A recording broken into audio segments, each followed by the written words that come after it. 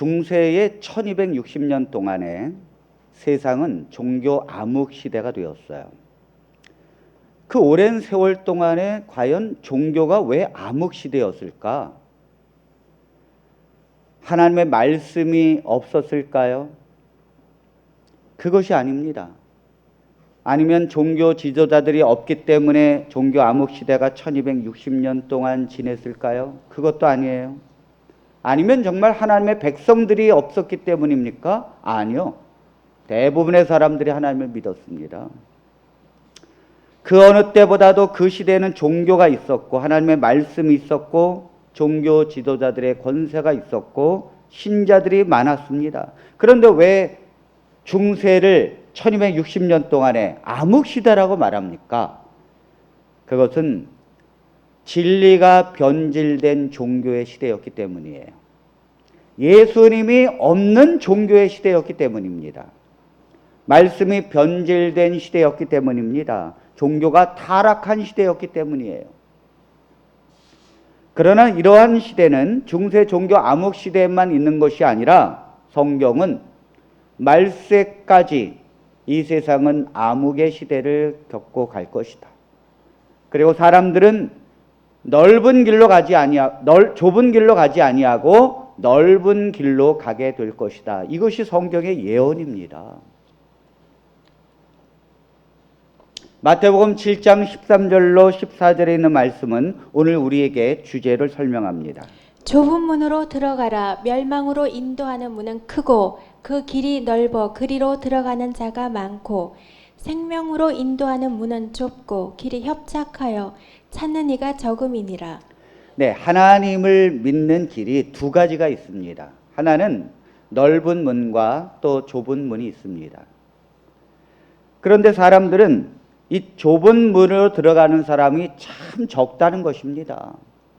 사람들은 넓은 문으로 들어간다는 거예요. 대부분의 사람들은. 그런데 선택은 자유지만은 그 결과는 전혀 다릅니다. 넓은 길로 가는 결과는 사망이고 좁은 길로 들어가는 건 협착하고 힘들지만 생명의 길입니다. 여러분 같으면 제가 묻겠습니다. 어떤 문으로 들어가시겠습니까?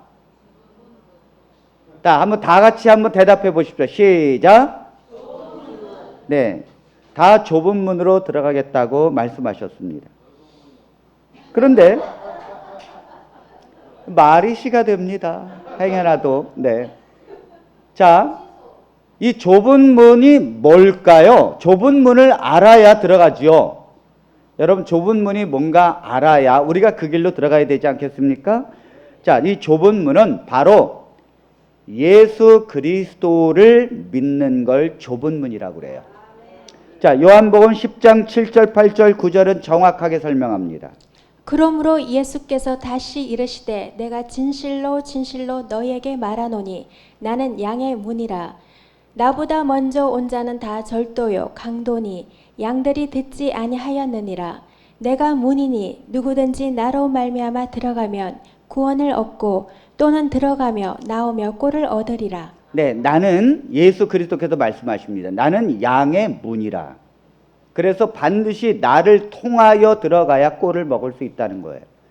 나보다 먼저 온 자는 다 강도고 절도라는 것입니다. 이게 무슨 말입니까? 사람들은 백성에게서 갈취하고 백성에게서 얻으려고 하지 진정한 꼴을 주지 않는다는 거예요. 여러분, 예수 그리스도는 우리에게 꼴을 주고 생명을 주지만 많은 가짜들은 그렇지 않다는 것이죠. 예수님께서 이 땅에 오시기 전에 사실은 내가 메시아라고 많은 사람들이 나타났습니다. 그러면서 사람들을 선동했습니다. 왜냐하면 이스라엘 백성들은 메시아를 기다려왔거든요. 그러니까 내가 메시아다, 내가 선지자다 하면서 많은 사람들에게 선동하고 말했지만은 그들은 결국 강도요 절도였다는 거예요. 이 백성에게 생명을 주지 못했다는 것입니다. 사도행전 4장 12절에는 이렇게 말합니다. 다른 이로서는 구원을 얻을 수 없나니 천하 인간의 구원을 얻을 만한 다른 이름을 우리에게 주신 일이 없습니다. 아멘. 요즘엔요, 다원주의 시대라고 말합니다. 다원주의가 무슨 뜻인가 하면 모든 종교는 다 구원이 있다는 거예요. 여러분, 이게 산을 올라가면 올라가는 길에 하나만 있는 건 아니죠. 동쪽으로도 올라가고 서쪽으로도 올라가고 남쪽으로도 올라가고, 근데 올라가다 보면은 정상에서 만납니까? 안 만납니까? 정상에서 만나요. 이 다원주의가 바로 이걸 얘기하는 거예요.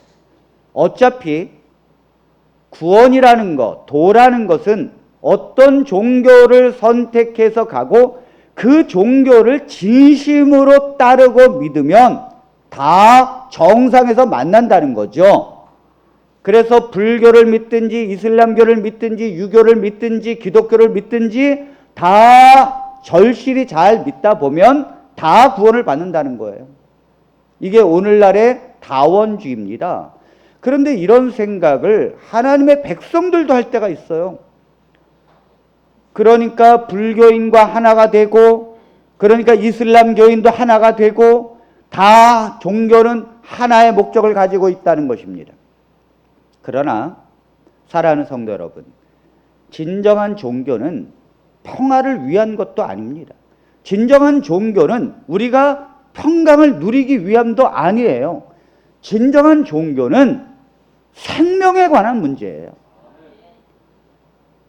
여러분, 내가 종교가 이 이후에, 내가 죽음 이후에 영원한 생명을 우리에게 줄 수 없다면 굳이 종교를 믿을 필요가 없습니다. 아니, 그 시간에 잘 먹고 잘 살기 위해서 돈을 벌지. 생명이 아니라면 돈이 평강을 주는 거예요. 생명이 아니라면 돈을 벌어서 차라리 그 돈으로 누리는 게 낫습니다. 그런데 진정한 종교는 내가 왜 죽는지, 그리고 죽는 이유는 바로 죄 때문이고 그 죄를 해결해서 죽음의 문제를 해결하는 것이 진정한 종교인 줄 믿습니다. 이 땅에 수많은 종교가 있습니다. 불교. 네, 불교를 창시한 고타마 시타르타도 자신의 죽음을 해결하지 못했습니다. 어린아이가 죽어가는 것을 보면서 모든 사람은 다 죽는 것이니 내가 어떻게 그걸 할 수 있겠느냐. 이슬람교를 창시한 마호메트도 종교의 문제, 다시 말해서 죽음의 문제를 해결하지 못했어요. 유교를 창시한 공자도 죽음의 문제를 해결하지 못했습니다. 본인들도 해결하지 못한 것을 종교로 믿을 수는 없어요. 종교는 죽음의 문제를 해결해야 됩니다. 이것을 해결하신 분은 사람의 생명을 이 땅에게 창조하신 하나님 외에는 없다는 거예요. 예수님께서 이 땅에 오셨을 때 너희는 모든 것은 하나님께로부터 왔느니라. 하나님이 창조했고 주님만이 너희를 생명을 주는 분이니라. 그래서 예수님께서 나사로를 부활시키시고 그리고 야일의 딸을 부활시키시고 친히 자신이 십자가에서 속죄하시고 3일 만에 부활하셨습니다. 생명이 죽지만은 다시 부활하는 것을 이루시고 본인이 부활하셨고 나를 믿는 자는 이와 같이 부활할 것이라고 말씀하셨어요. 그래서 예수님께서 부활하실 때 죽었던 많은 사람들이 함께 부활해서 예루살렘에 들어가서 복음을 증거했습니다. 그 부활을 목격한 사람들이 성경을 기록한 것이 신약성경이에요. 그러므로 진정한 우리에게 생명을 주고 구원을 주시는 분은 바로 예수 그리스도인 줄로 믿습니다. 그것이 우리에게 구원자입니다.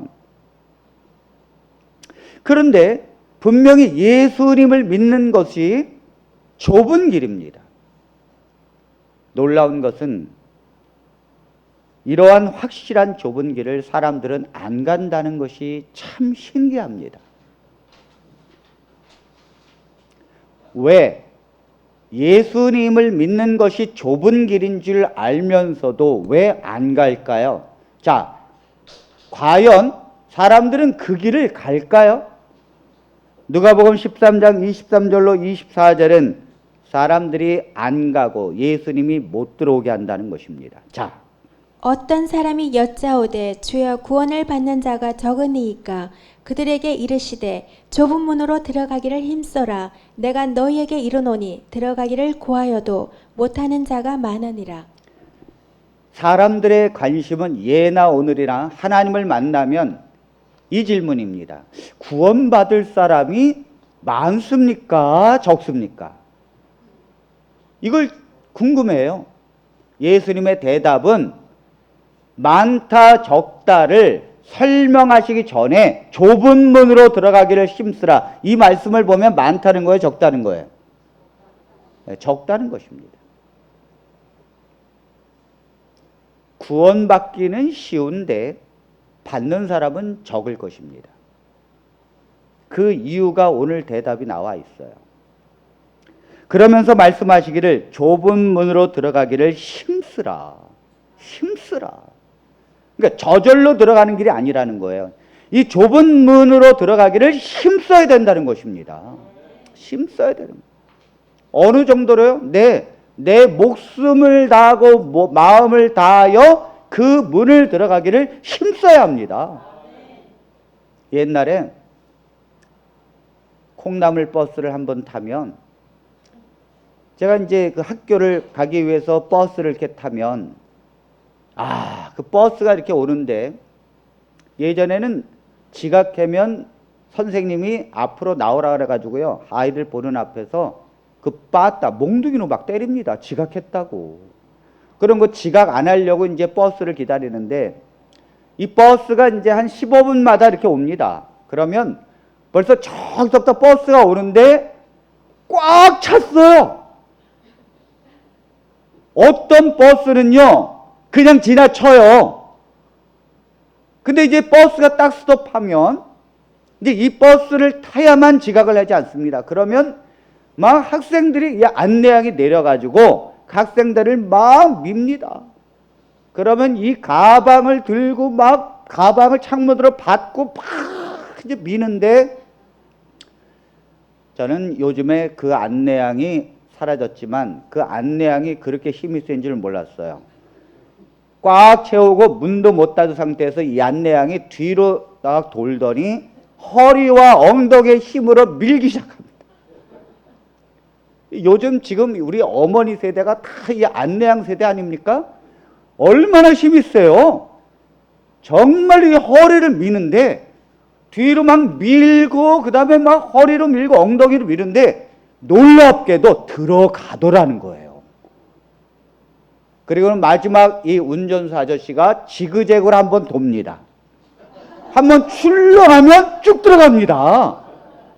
근데 이거를 안 타면요, 타면 정말 힘들거든요. 근데 이걸 안 타면은 지각하면 맞거든요. 그러니까 들어가기 위해서 팍 애쓰는 거예요. 좁은 문을 그렇게 들어가야 된다는 거예요. 여러분, 그렇게 들어가십니까? 놀라운 건 좁은 문으로 들어가기를 힘쓰라. 내가 너희에게 이르노니 들어가기를 구하여도 못하는 자가 많으리라. 그렇게 버스를 타려고 해도 못하는 사람이 많을 것이다. 이게 웬일입니까? 그렇다면 구체적으로 좁은 문으로 들어간다는 게 뭡니까? 왜 사람들은 글로 못 들어갑니까? 그렇게 들어가기를 애를 썼는데도 왜 못 들어갑니까? 누가복음 13장에 있는 말씀은 그걸 설명하는 평행구절이에요. 자, 25절로 27절에 있는 말씀을 다시 한번 봅니다. 집주인이 일어나 문을 한번 닫은 후에 너희가 밖에 서서 문을 두드리며 주여 열어주소서 하면 그가 대답하여 이르되 나는 너희가 어디에서 온 자인지 알지 못하노라 하리니 그때 너희가 말하되 우리는 주 앞에서 먹고 마셨으며 주는 또한 우리를 길거리에서 가르치셨나이다 하나 그가 너희에게 말하여 이르되 나는 너희가 어디에서 왔는지 알지 못하노라 행악하는 모든 자들아 나를 떠나 가라 하리라. 여러분, 이 말씀이 실질적으로 그 당시에 내가 버림을 당하면 과연 우리는 지금 어떻게 이 말씀을 들을까요? 여긴 예수님께서 말씀하신 것입니다. 사람들은 듣고 싶은 것만 듣지 예수님께서 이런 말씀을 하신 것은 귀를 가려요. 그렇지 않아요. 자, 여기 예수님이 문을 닫겠다는 것입니다.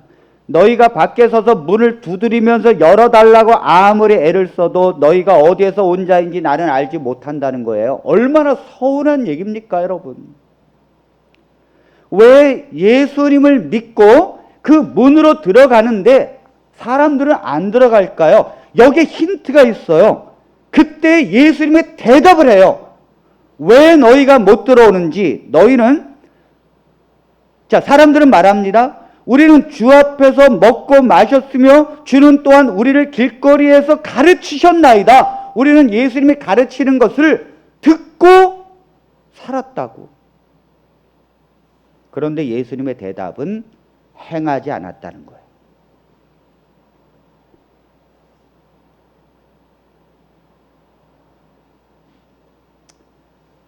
사람들은 예수님 앞에서 말씀을 듣습니다. 그리고 아멘 합니다. 그리고 사람들은 예수님께서 주시는 말씀과 주님께서 주시는 떡을 먹습니다. 그리고 하나님의 자녀라고 생각합니다. 그런데 그 말씀을 행하지는 않아요. 좁은 문으로 들어가라는 말은 예수님을 믿고 말씀하신 대로 따르라는 거예요.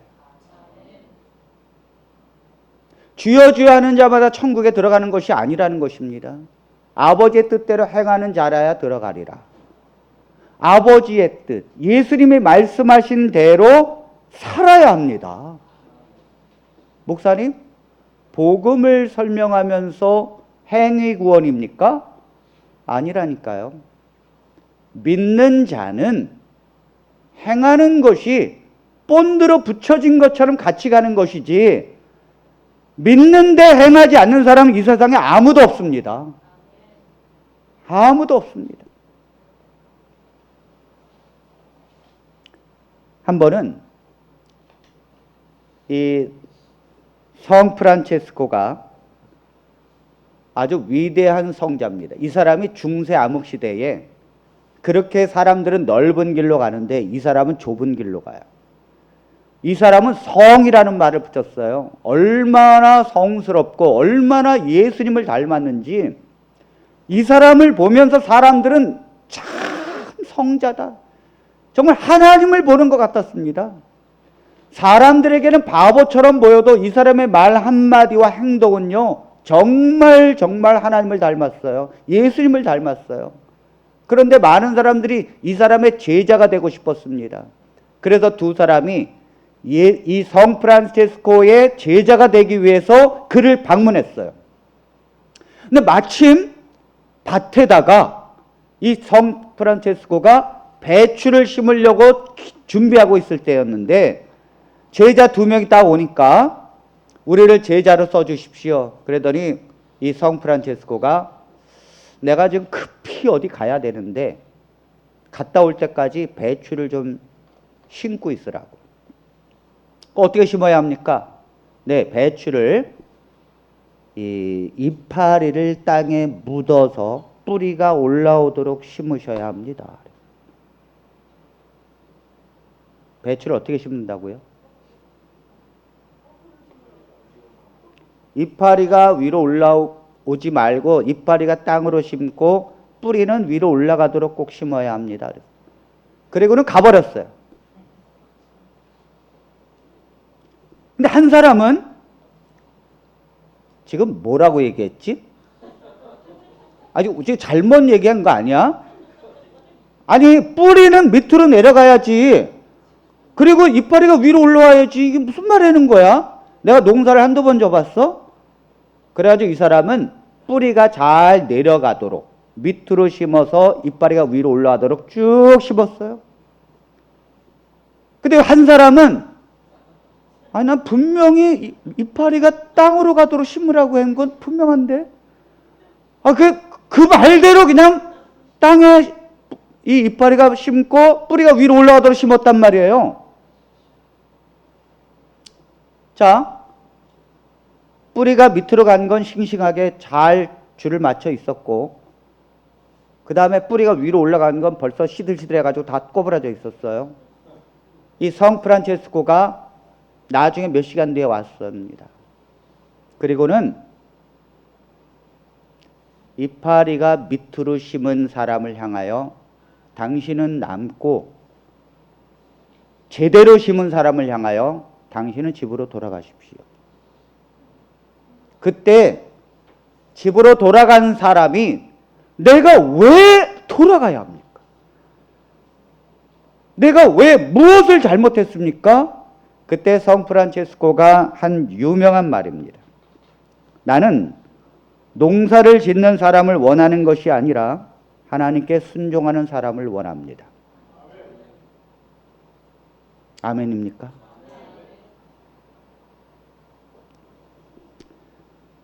참 제가 신기한 것은 사람들은 예수님을 믿고 내 뜻대로 삽니다.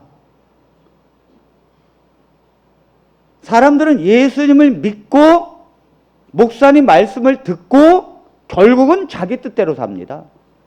제가 조언해서 그 길로 가는 사람 별로 못 봤어요. 다 나중에 보면 자기 뜻대로 가지,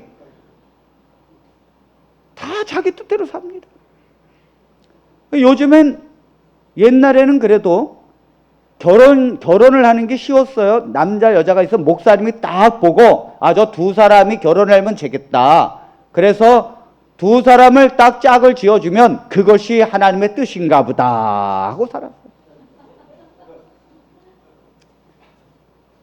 요즘엔 목사님이 짝을 지어주면 목사님 나를 어떻게 보고 그 사람에게, 그러니까 목사님들이 아예 중매를 안 해요. 목사님이 아무리 얘기해도 자기들 뜻대로 사니까. 여러분 여기 예수님께서 말씀하신 건 예수님을 믿는 것은 그분의 삶으로 그분의 뜻대로 살아야 된다는 걸 얘기하는 거예요. 마태복음 7장 12절로 13절에 있는 말씀을 보겠습니다. 그러므로 무엇이든지 남에게 대접을 받고자 하는 대로 너희도 남을 대접하라. 이것이 율법이요 선지자니라. 좁은 문으로 들어가라. 멸망으로 인도하는 문은 크고 그 길이 넓어 그리로 들어가는 자가 많고. 여러분 이 좁은 문으로 들어가라 이 말씀은요 산상수훈의 결론이에요.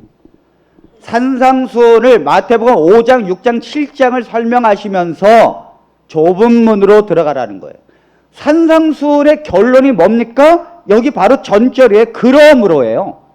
무엇이든지 남에게 대접을 받고자 하는 대로 너희도 남을 대접하라. 이것이 율법이요 선지자니라. 이 말이 뭐예요? 모든 하나님의 말씀의 요약이라는 거예요.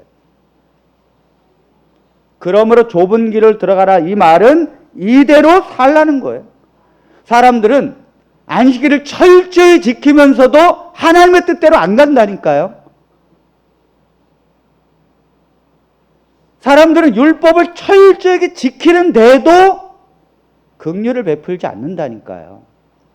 산상수훈이 뭡니까? 오리를 가려거든 십리를 가게 해줘라. 겉옷을 달라 그러면 속옷까지 주라. 비판하지 마라. 긍휼과 사랑의 문제예요. 그러면서 결론이 남에게 대접을 받고자 하느냐? 너희가 먼저 남을 대접하라. 좁은 문으로 들어가라. 하나님의 뜻이 이 산상수훈에서 사랑과 긍휼과 진정으로 남을 용서하는 삶을 살라는 거예요. 그것도 먼저.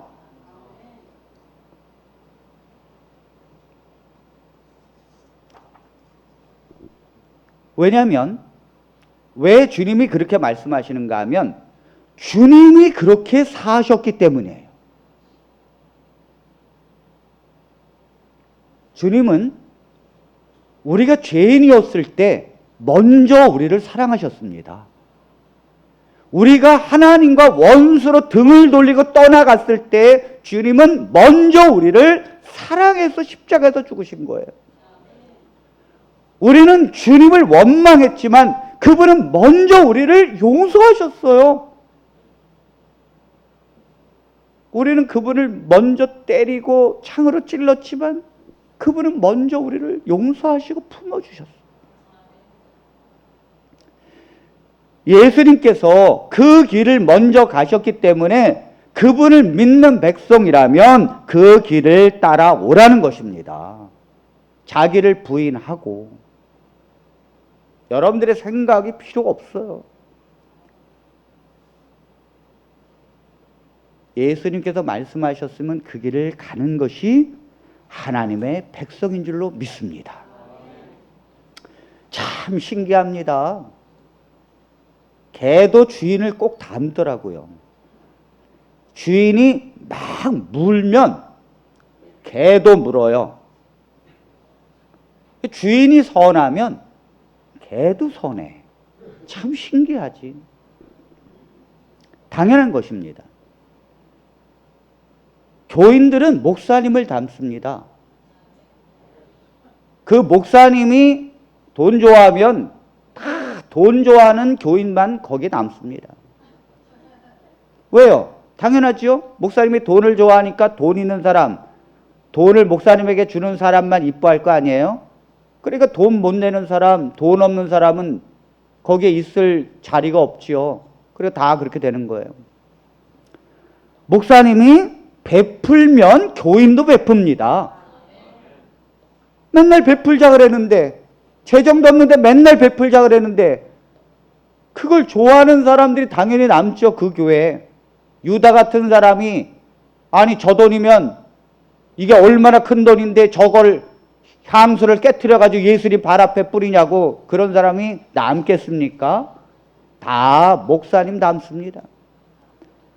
그러니 교인을 탓할 일도 아닙니다. 교인을 탓한다면 그 목사님 얼굴에 침 뱉는 거예요. 목사님 닮는 건데. 예수님을 우리가 믿는다면 예수님을 닮게 되어 있습니다. 아멘입니까? 뭘 교회에서 막 하려고 해서 닮는 게 아니에요. 자동이라니까요. 예수님을 믿으면 예수님처럼 닮게 돼요. 여러분, 복음을 믿게 되잖아요. 나도 모르게 그 복음을 믿으면 자꾸 눈물이 나와요. 그리고 그 복음 때문에 기뻐해줘요. 그리고 어느새 이 복음이 나를 끌어요. 신앙은 어렵고 힘들게 가는 것이 아닙니다. 내가 예수님을 믿고 그 복음으로 인해서 내 마음이 흔들리고 내 마음이 복음이 기뻐하고 내 마음에 눈물이 흘려지고, 그러면 복음이, 하나님의 말씀이, 예수님이 나를 끈다고요. 그래서 어느새 내 말이 자꾸 부드러워져. 어느새 내 행동이 정말로 선한 길을 간다니까요. 내 마음이 어느새 부드러워지고 행복해지더라는 거예요.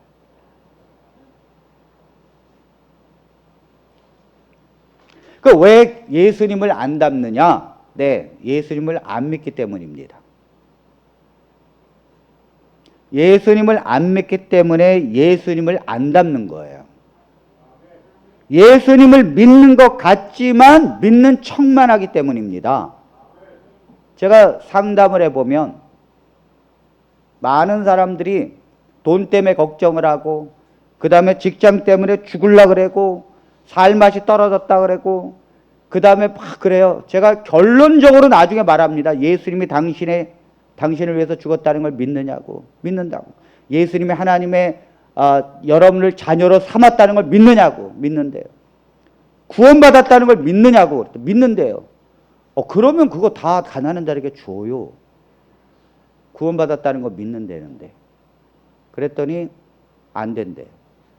그 제가 막 야단치면 결국 나중에 고백합니다. 난 안 믿어진다 그래요. 난 예수님이 안 믿어진다 그래요. 사람들은 믿는 것 같지만 안 믿고 산다니까요. 그러면 왜 안 믿고 사느냐? 네, 예수님을 믿으면 그분이 말씀하신 대로 가는 건 싫어요. 예수님을 믿고 구원을 받고는 싶은데 그분이 말씀하신 대로 가는 건 싫다고요. 그래서 안 믿는 거예요, 사람들이.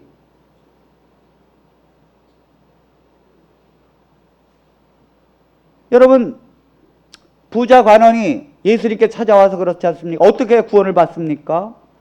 계명을 지켜라. 계명이 뭐라고 쓰여 있느냐? 네, 간음하지 말라, 도둑질하지 말라. 그래서 내가 다 어릴 때부터 지켰습니다. 이건 계명의 본질을 모르는 거죠. 그래서 주님께서 말씀하시잖아요. 그래, 네게 한 가지 부족한 것이 있는데 너의 재산을 가난한 자에게 다 팔아서 주고 그리고 나를 쫓으라. 그랬더니 근심하면서 돌아갔더라. 예수님은 믿고 싶은데 예수님께서 말씀하시는 대로 살고 싶지는 않아요.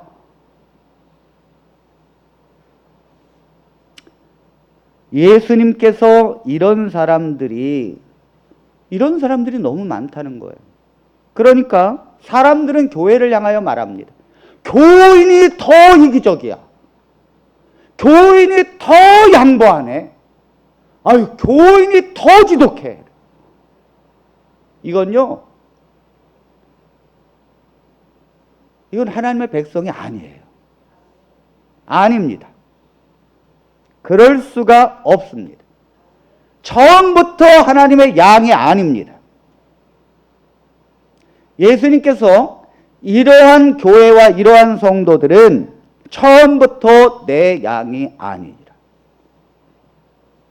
그들은 주여 주여 했지만 나를 따르지 아니했다는 거죠. 복음을 믿는다는 것은 진정성을 가지고 그 복음을 믿게 되면요, 주님이 나를 인도하시고 나는 그 길을 가는 것을 기뻐합니다. 이 황금을 보기를 돌처럼 보이고, 정말이라니까요.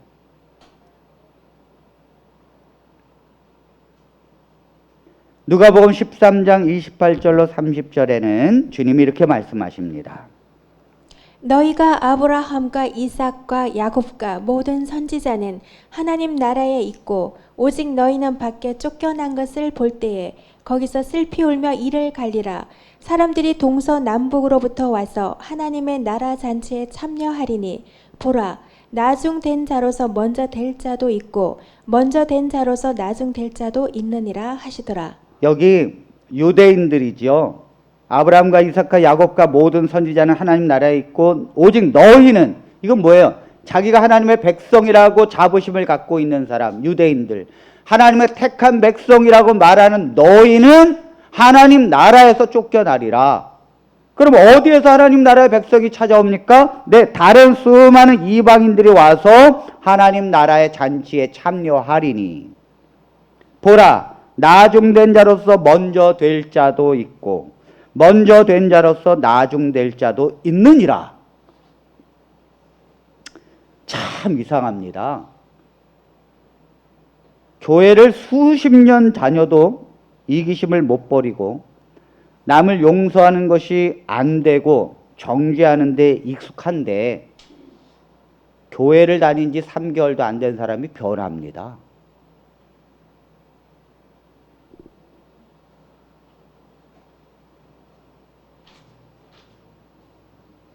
여러분 잘 생각하셔야 돼요.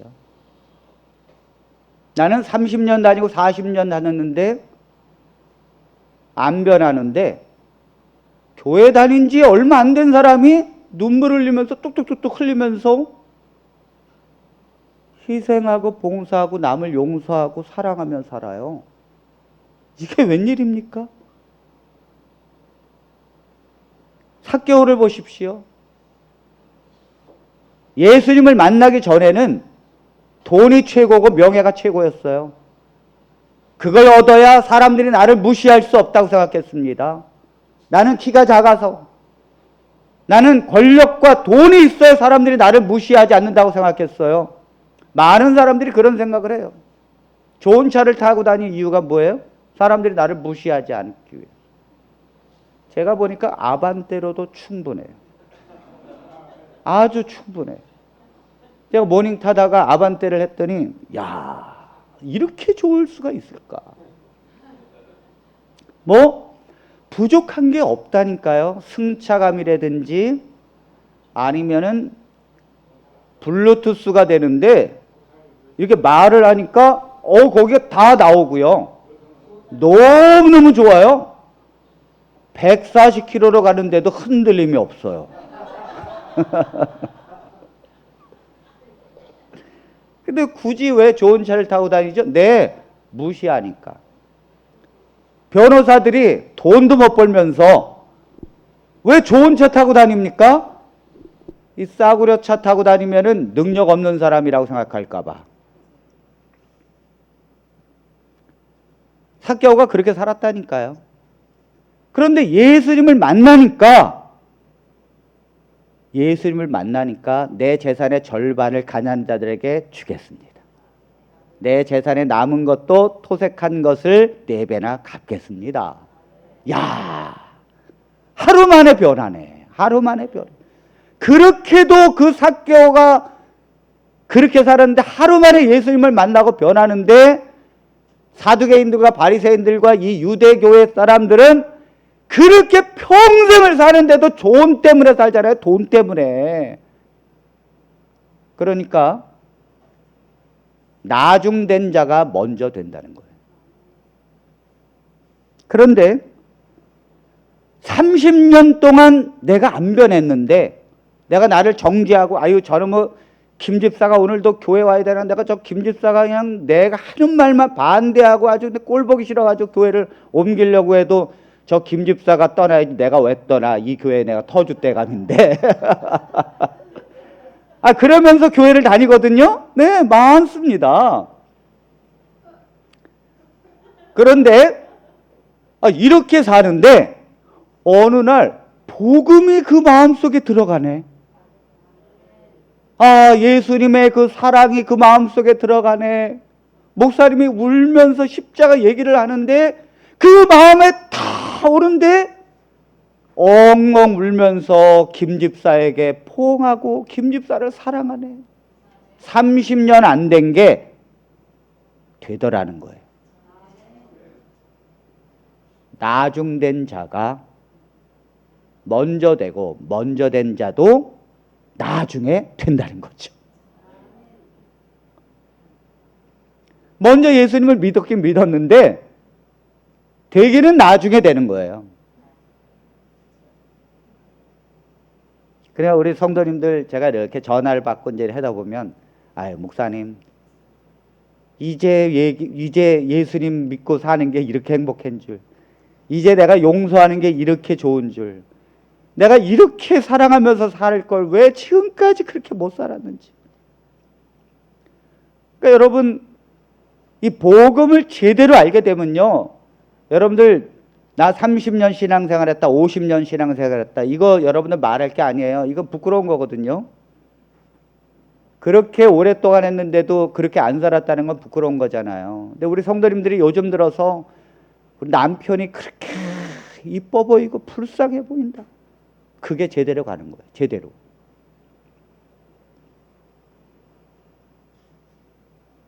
너무 창피한 건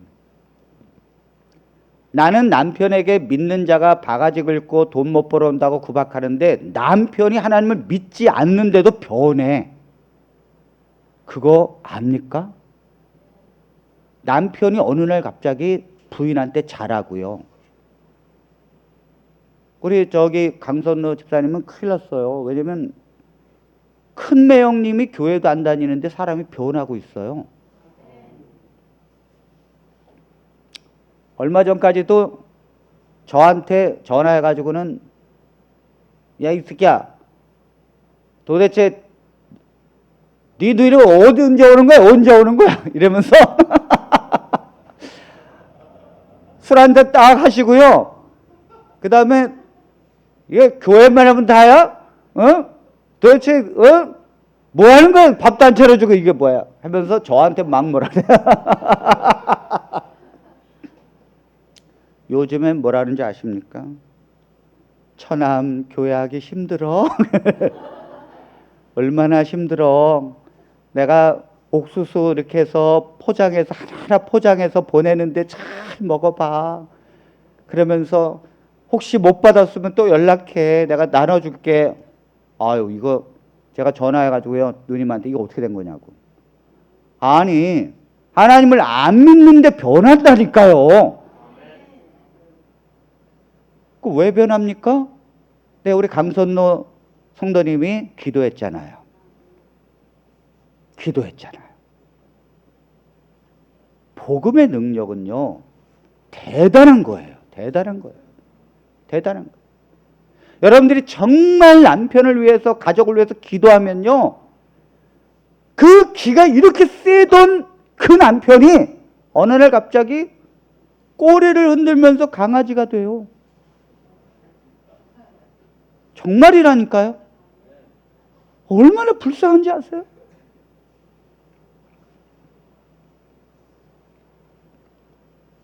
자, 그러면 예수님을 믿는 것은 그분께서 말씀하신 대로 사는 것입니다.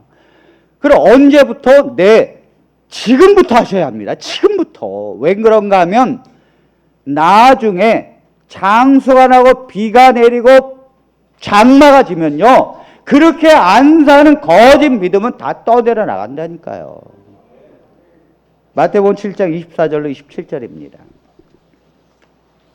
그러므로 누구든지 나의 이 말을 듣고 행하는 자는 그 집을 반석 위에 지은 지혜로운 사람 같으리니 비가 내리고 창수가 나고 바람이 불어 그 집에 부딪히되 무너지지 아니하나니 이는 주추를 반석 위에 놓은 까닭이요 나의 이 말을 듣고 행하지 아니하는 자는 그 집을 모래 위에 지은 어리석은 사람 같으리니 비가 내리고 창수가 나고 바람이 불어 그 집에 부딪힘에 무너져 그 무너짐이 심하리니. 네. 여기에 있는 이 하나님의 말씀대로 가는 것, 이 예수님께서 말씀하신 대로 사는 것, 이건 뭐 율법대로 이렇게 뭐 십계명 이런 얘기를 하는 게 아니에요. 사랑과 긍휼에 관한 율법의 본질적인 문제입니다. 그런데 이렇게 행하지 아니하는 자는 집을 모래 위에 지은 사람이라는 거예요. 바람이 불고 홍수가 나면 다 떠내려가는 거예요. 반석 위에 짓는 게 뭡니까? 예수님이 반석이잖아요. 그 예수님을 믿고 그분 앞에 붙어 있는 자, 예수님이 나를 인도하는 대로 내 자신을 따라가는 자, 예수님이 내 안에 모셔서 예수님이 나를 통하여 행하게 하는 자, 자기의 교만과 자기의 생각을 버리고 주님 앞에 엎드려서 주님이 나를 향하여 갈 수 있도록 내 자신을 내려놓는 자, 언제나 주님께 물어야 돼. 주님께, 주님의 뜻. 지금 교회에 홍수가 나고 있거든요. 코로나의 이 재앙을 통해서 교회에 홍수가 나고 있어요. 교회가 문을 닫고요. 재정적으로 교회가 어려워지고, 그리고 목사님들이 교회를 버립니다. 왜요? 아니, 사람이 떠나가고 헌금이 안 들어오는데 목사님들 먹고 살아야지요. 그러니까 저기 건설 현장에 가서 목사님들 일합니다. 얼마나 많은 목사님들이 그렇게 나가는지 모릅니다. 여러분들도 사는 것이 너무 힘들 것입니다. 정말 이 재정적으로 정말 힘들 거예요. 이 코로나가 앞으로 더 가면 갈수록. 그런데 목사님, 언제 예수님 말씀대로 가야지요? 네, 지금.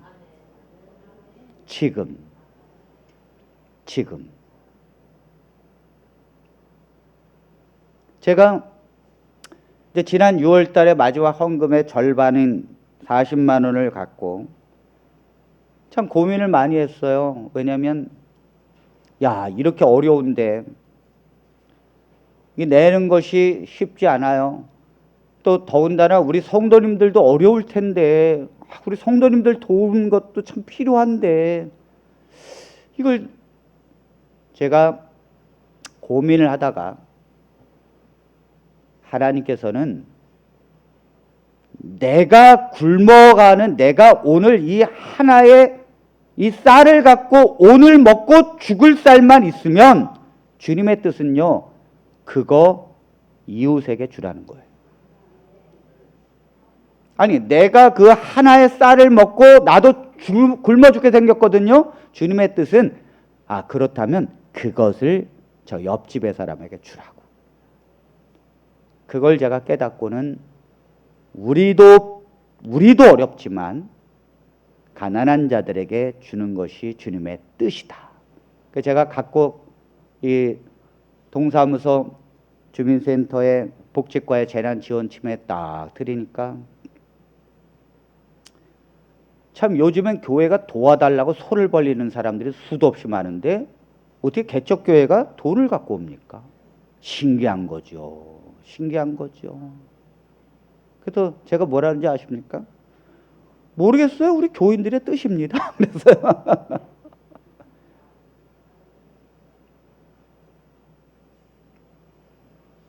여러분들이 집이 무너지잖아요. 그래서 마지막 그 하나의 기둥이 버티고 있어요. 이거 아니면 집이 와르르 무너지는데 그 기둥을 빼서 옆집에 세우십시오. 그게 주님의 뜻입니다. 영생을 얻는 자가 못할 게 뭐 있습니까? 내가 구원받은 백성이 이 땅에서 못할 게 뭐 있어요? 여러분, 저기 경상남도에 가면 그 거창이라고 하는 아주 조그만 군 도시가 있습니다. 그래서 사람들은 거기에 있는 고등학교가 하나 있는데, 거창고등학교가 있는데, 아니 서울에 있는 사람들도 어떻게 하면 그 아이를, 자기의 자녀를 그곳에 보낼까를 그렇게도 애를 씁니다. 아니 다른 사람들은 다 위로 올라와서 고등학교를 보내는데 어떻게 서울에 있는 사람이 저 거창에 있는 고등학교로 아이를 보내려고 애를 씁니까? 그것은 거창고등학교에 졸업한 사람은 보증수표입니다. 이 세상의 보증수표.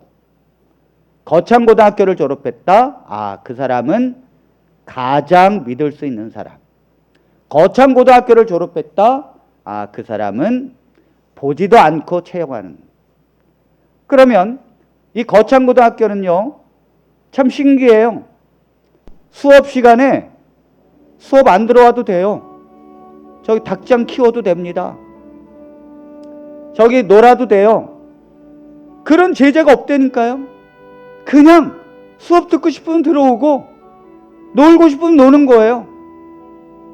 자유에 의해서 했지만 한 가지, 하나님의 말씀을 따른다는 것입니다. 하나님의 말씀 내려가겠다는 거예요. 거창고등학교인들은 죽을 때까지 십계명을 외웁니다. 그런데 이 거창고등학교 십계명은 성경의 십계명과 좀 달라요. 예수님께서 말씀하신 그 길을 따르는데 잘 보십시오.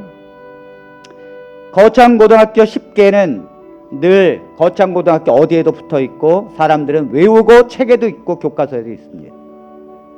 첫 번째, 월급이 적은 쪽을 택하라.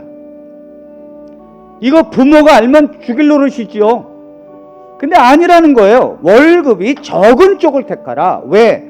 월급을 많이 주는 데는 그만큼 그 회사는 잘 되는 회사고 거기에는 어려운 사람들이 들어가게 하고 너는 월급을 적게 하는데 아무도 가지 않는 그곳으로 내가 들어가서 살라는 거예요.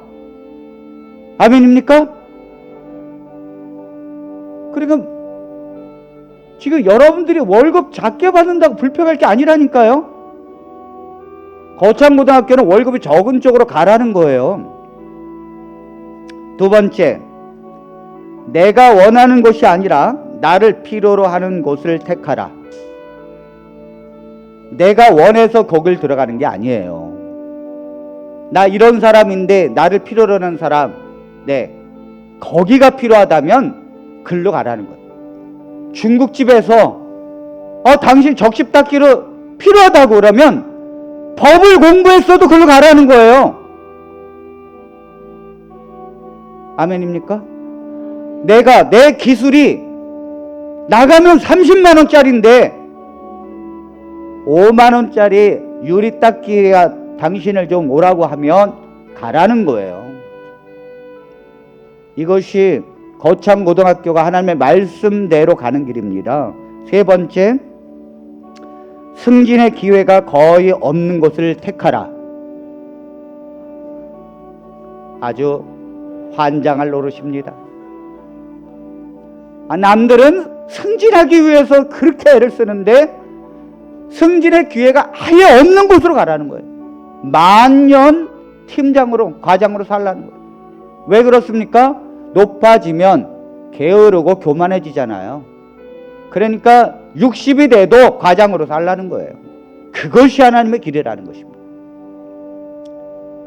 세 가지만 했는데도 아이고 따르기 어렵네요. 그러니까 좁은 문으로 안 가는 거예요, 사람들이. 네 번째, 모든 조건이 갖추어진 곳을 피하고 처음부터 시작해야 하는 황무지를 택하라. 여기 4대 보험 됩니까? 여기 에어컨 다 나옵니까? 이걸 묻지 말고 처음부터 컨테이너 짓고 시작하는데 거기 가라는 거예요. 직장 옮기십시오. 좋은 직장이면. 자, 다섯 번째, 앞을 다투어 모여드는 곳을 절대 가지 마라. 공무원 시험 보려고 얼마나 많은 사람들이 모여들어요? 가지 말라는 거예요. 사람들은요, 돈 되는 곳을 가고요, 인기 있는 직업을 향해서 가요. 그런데 가지 말라는 거예요. 그런 건 사람들이 가게 두고, 그렇게 사람들이 안 가려고 하는 건 네가 가라는 거죠. 그렇게 8시간 일해도 일당 2만 원 받는 곳. 그러니까 농사 짓는 사람들이 그 일꾼이 없어요. 누가 다 오는가 하면 다 외국인들이 옵니다. 힘들어서 안 간다는 거예요. 그거 받고 안 간다는 거예요. 그런 대로 가라는 거예요.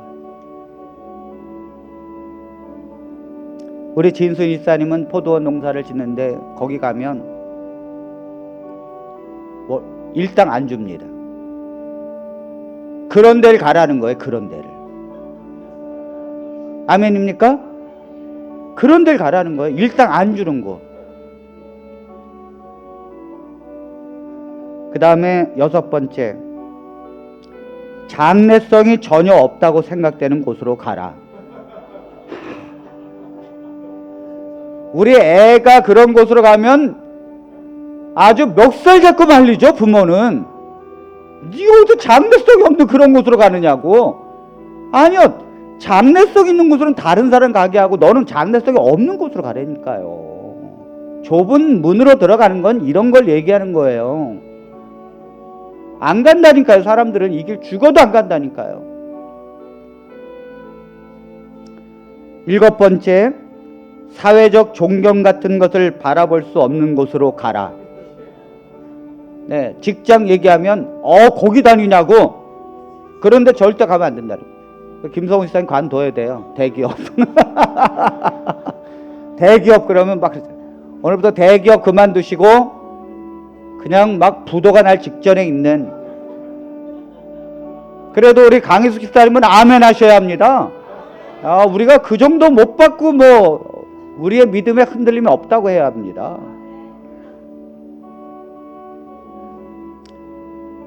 그 다음에 여덟 번째, 한가운데가 아니라 가장자리로 가라. 한가운데 서서 사람들의 주목을 받는데 가지 말고 아무도 주목하지 않는 가장자리로 가라. 예수님이 가신 길이에요. 예수님이 다 가신 길이라고요, 이게. 아홉 번째, 부모나 아내나 약혼자가 결사 반대하는 곳이면 틀림없다. 의심치 말고 가라.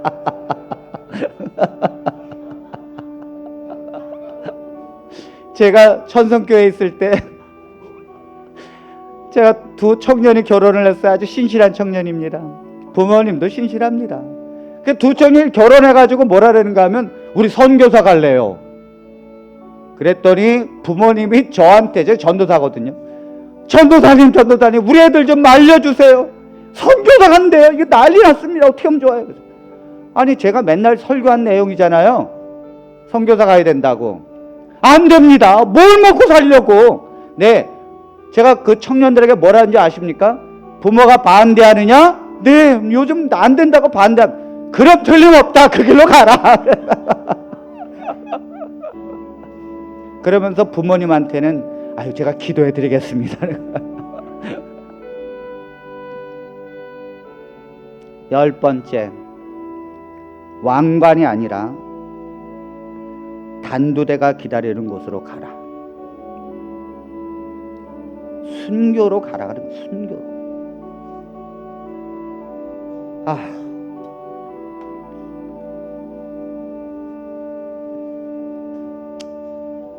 주님이 가셨잖아요.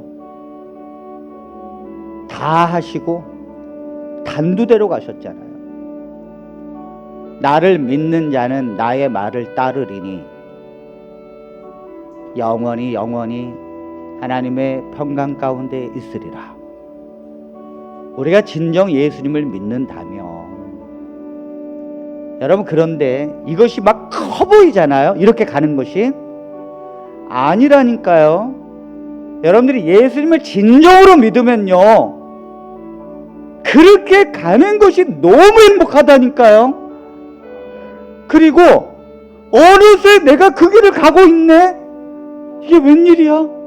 어느새 내가 아무도 주목하지 않는, 아무도 사람들이 알아주지 않는 그 길로 가는데도 기뻐하고 행복하네. 이것이 신앙이라니까요. 이것이 신앙. 왜냐면 우리가 복음을 믿고 그 예수님을 정말 사랑하면요, 그 예수님을 닮아가게 되어 있어요. 아무리 몸부림쳐도 그 예수님, 나를 위해서 죽으신 예수님, 그 예수님을 붙들면 나도 모르게 닮아간다니까. 나도 모르게 단두대로 간다니까요. 오히려 목사님이 왜 그러느냐고, 왜 거긴 죽는 길인데 왜 그러냐고, 목사님 저 길로 가고 싶어요. 저 길이 너무 좋아요. 코로나 때문에 재정적으로 어렵습니까? 네. 여러분들이 버는 돈 가난한 자들에게 주십시오. 내가 집을 팔아서 갈 데가 없습니까? 반대에서 가난한 데 주고 전세 들어가십시오. 뭐가 두렵습니까?